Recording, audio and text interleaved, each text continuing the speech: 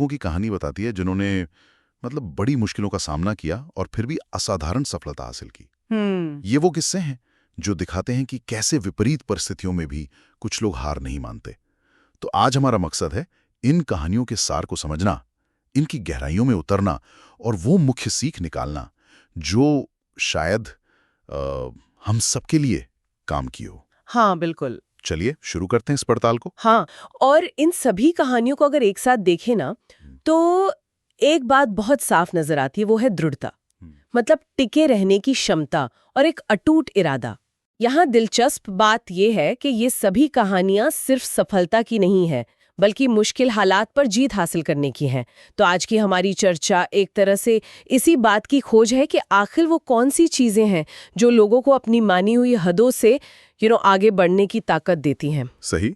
उनकी सोच कैसी होती है? हाँ, और वो नाकामयाबी का सामना कैसे करते हैं। तो पहली कहानी लेते हैं रितेश अग्रवाल की। अच्छा, ओयो वाले? हाँ, एक छोटे से शहर का लड़का, सपना बहुत बड़ा, ओयो रूम्स के जरिए दुनिया भर के बजट होटल्स को एक प्लेटफॉर्म पर लाना। जब उन्होंने शुरुआत की तो जैसा स्रोत बताता है, उनके पास न तो कोई खास जमा पूंजी थी, न कोई बड़ी डिग्री, बस एक जुनून था कुछ अलग और बड़ा करने का। और उनका सफर आसान तो बिल्कुल नहीं था। स्रोत में जिक्र है कि शुरुआती दौर में उन्हें 20 से ज्यादा निवेशकों ने मना कर दिया था। 20 से ज्यादा? हाँ, सोचिए जरा, इतनी बार ना सुनना किसी भी नए उद्यमी का हौसला तोड़ने के लिए काफी हो सकता है। बिल्कुल, ये सिर्फ पैसों की कमी का सवाल नहीं था, बल्कि बार बार अपनी सोच पर, अपने आइडिया पर सवाल उठने का भी दबाव था। बिल्कुल सही कहा आपने। लेकिन यहीं पर रितेश की सोच, उनकी जो मानसिकता थी, वो अलग साबित हुई। उन्होंने हर इनकार को, हर असफलता को एक सबक की तरह लिया। स्रोत के मुताबिक वो इसे नाकामी नहीं मानते थे, बल्कि मंजिल तक पहुंचने की प्रक्रिया का एक जरूरी हिस्सा मानते थे। अच्छा, एक तरह से फीडबैक। हाँ, बिल्कुल। और नतीजा आज हम सबके सामने है। ओयो रूम्स आज दुनिया के 80 देशों में फैला हुआ है। उनका एक मशहूर कथन है जो उनकी इसी सोच को दिखाता है। फेलियर एक पॉज है, स्टॉप नहीं। यानी असफलता मंजिल का अंत नहीं, बस एक छोटा सा ठहराव है। ये समझना बहुत बहुत जरूरी है कि असफलता को सीखने के मौके की तरह देखना कितना शक्तिशाली हो सकता है, खासकर जब आप कुछ नया बनाने की कोशिश कर रहे हो। सही। रितेश की कहानी सिर्फ उनकी आखिरी सफलता के बारे में नहीं है, बल्कि उस सोच के बारे में ज्यादा है जिसने उन्हें बार बार गिरने के बावजूद उठ खड़े होने की हिम्मत दी। इसे हम लचीलापन या रेजिलियंस कह सकते हैं। रेजिलियंस, हाँ। मुश्किलों से टकराकर, उनसे सीखकर और मजबूत होकर आगे बढ़ना।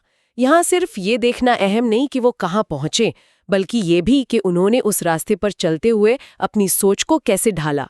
आपने लचीलेपन की बात की और यही गुण हमें अगली कहानी में भी दिखता है, लेकिन एक बिल्कुल अलग मैदान पर। अच्छा, किसकी कहानी? बात करते हैं मैरी कॉम की। ओह हाँ, मैरी कॉम। एक ऐसी महिला बॉक्सर जिनके बारे में समाज, उनके आसपास के लोग अक्सर कहते थे, अरे बॉक्सिंग लड़कियों का खेल नहीं है। हाँ, ये तो बहुत सुना होगा उन्होंने। खासकर जहां से वो आती थी, मणिपुर से, वहां शायद ये बातें और भी ज्यादा सुनने को मिलती होंगी। लेकिन मैरी कॉम का जवाब हमेशा उनके इरादे से झलकता था, मैं करके दिखाऊंगी। और उनकी पृष्ठभूमि इस कहानी को और भी असाधारण बना देती है।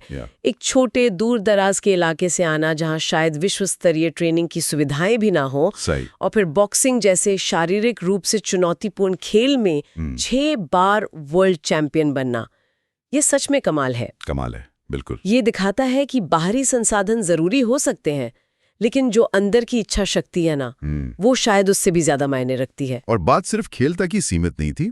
उन्होंने मां बनने के बाद भी रिंग में वापसी की और अपने करियर को जारी रखा। हाँ, ये भी एक बहुत बड़ा पहलू है। ये अपने आप में सामाजिक उम्मीदों और व्यक्तिगत जिम्मेदारियों के बीच संतुलन बनाने का एक बेहतरीन उदाहरण है। स्रोत हमें बताता है कि जब भी दुनिया या हालात उन्हें पीछे खींचने की कोशिश करते, वो रिंग में उतरकर अपने मुक्कों से जवाब देती थी। उनकी कभी हार न मानने वाली भावना उनके इस कथन में साफ झलकती है, I am not done yet. I am not done yet, वाह! यानी मेरा सफर अभी बाकी है। इस कहानी से जो मुख्य सीख उभरती है और जिसका जिक्र स्रोत में भी है, वो है कंसिस्टेंसी टैलेंट से ज्यादा जरूरी है। निरंतरता। हाँ, निरंतरता। प्रतिभा जरूरी हो सकती है, पर लगातार मेहनत और अनुशासन उससे कहीं ज्यादा महत्वपूर्ण है। मैरी कॉम की यात्रा सिर्फ प्रतिभा की कहानी नहीं है। नहीं, बिल्कुल नहीं। बल्कि रोजाना की कड़ी मेहनत, समर्पण और सामाजिक धारणाओं को चुनौती देने की कहानी है। अगर हम इसे बड़े फलक पर देखें तो यह उस निरंतर प्रयास की ताकत को दिखाता है जो जन्मजात काबिलियत पर भी भारी पड़ सकता है। सही। खासकर तब जब आपको बार बार ये साबित करना पड़े कि आप इस लायक हैं। ये दिखाता है कि महानता रातों रात नहीं आती, बल्कि लंबे समय तक टिके रहने से आती है। मैरी कॉम की कहानी दिखाती है कि कैसे दृढ़ संकल्प सामाजिक बाधाओं को तोड़ सकता है। अब एक ऐसी कहानी देखते हैं जो शायद कई लोगों को अपनी सी लगे। करण की कहानी। करण, ये कौन है? ये दिल्ली के एक सामान्य मध्यम वर्गीय छात्र की कहानी है। स्रोत के अनुसार वो पढ़ाई में औसत थे, अंग्रेजी थोड़ी कमजोर थी और आत्मविश्वास की भी काफी कमी थी जी। और स्रोत में ये भी बताया गया है कि कॉलेज में अक्सर उनका मजाक उड़ाया जाता था। हाँ। साथ ही छात्र कहते थे, अरे तुमसे कुछ नहीं हो पाएगा।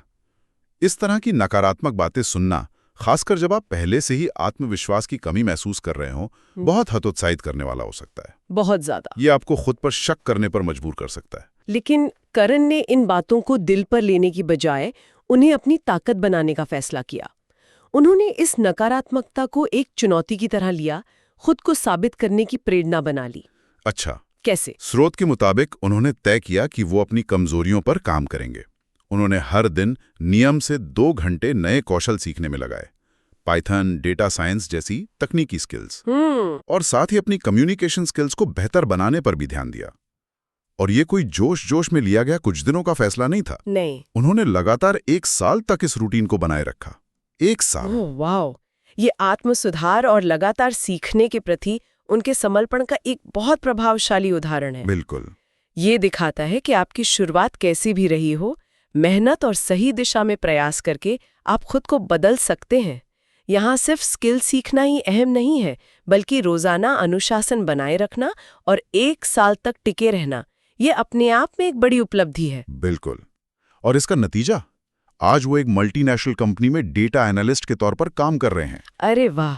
उनकी कहानी का सार, उनकी अपनी सोच, उनके इस कथन में छिपी है, मैं हीरो नहीं, बस एक इंसान हूं जो हार मानने से इनकार करता है। मैं कोई हीरो नहीं हूं, बस एक साधारण इंसान हूं जिसने हार मानने से इनकार कर दिया। शायद आपका सबसे बड़ा हथियार है।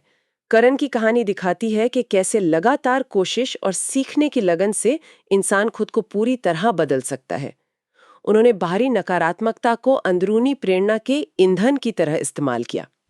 यहाँ सक्रिय रूप से अपनी कमियों को पहचान कर उन पर काम करने का महत्व साफ दिखता है। ये हमें सोचने पर मजबूर करता है कि दूसरों की राय या आलोचना से कहीं ज्यादा ताकतवर हमारा खुद पर यकीन हो सकता है। सही कहा।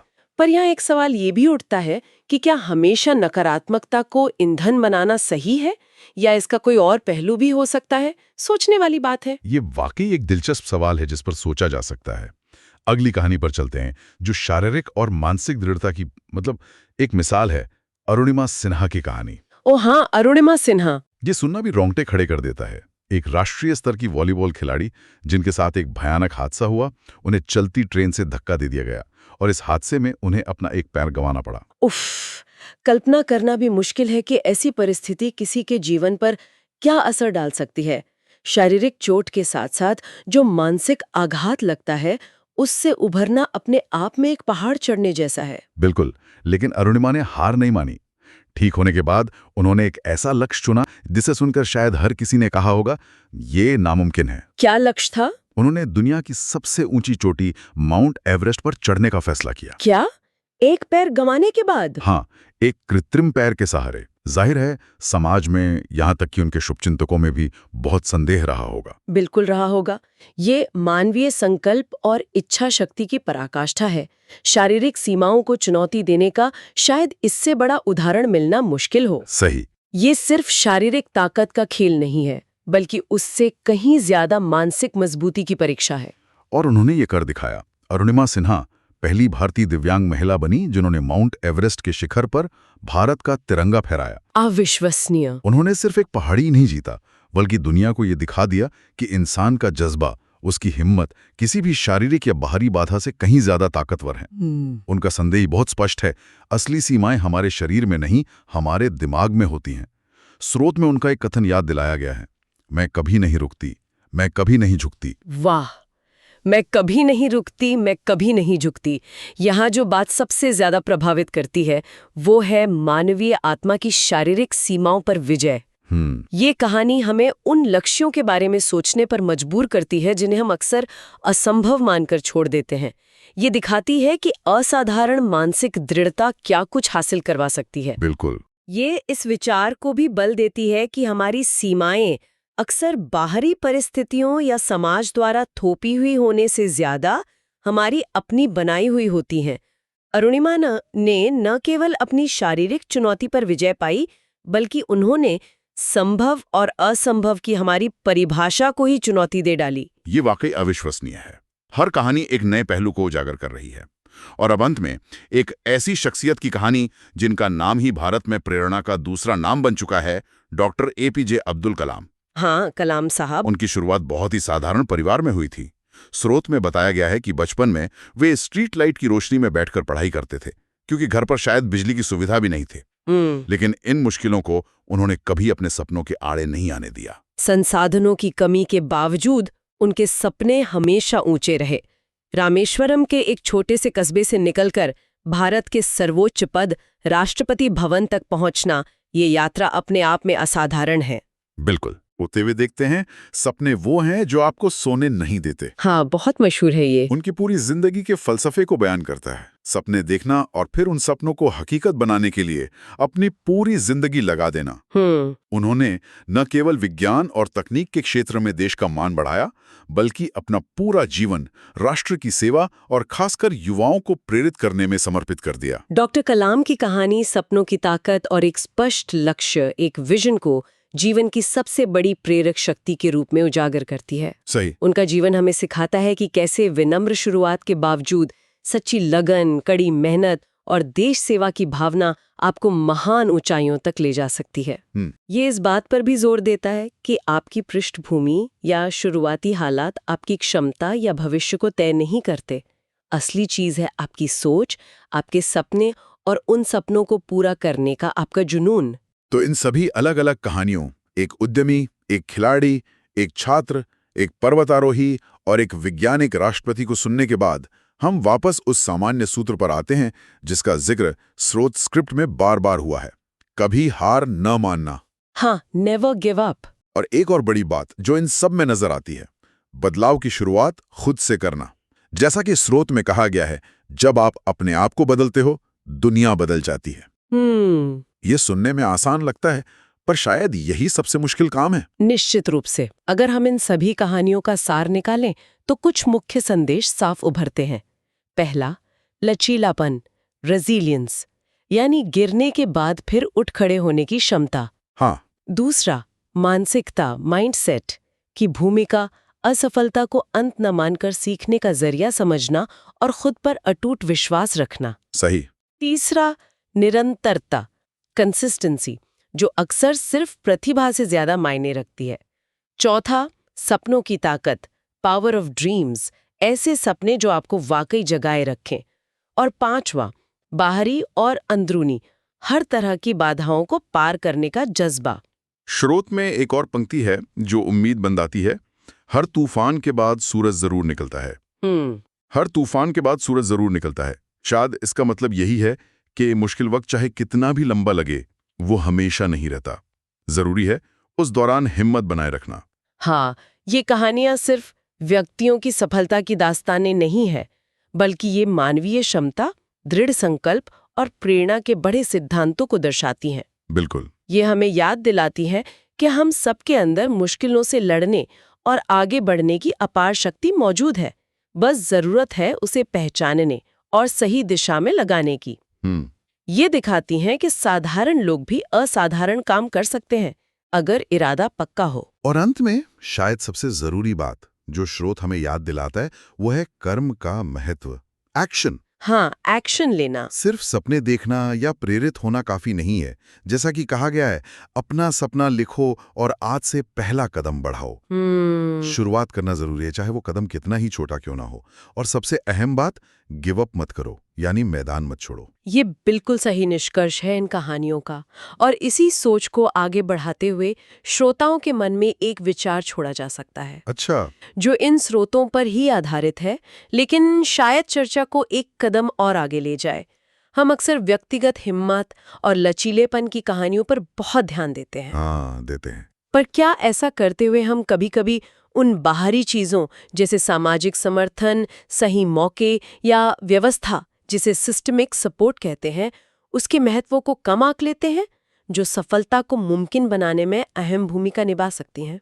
ये एक अच्छा पॉइंट है। यानी क्या सिर्फ व्यक्ति का प्रयास ही सब कुछ है, या सफल होने के लिए सही माहौल और अवसरों का मिलना भी उतना ही जरूरी है?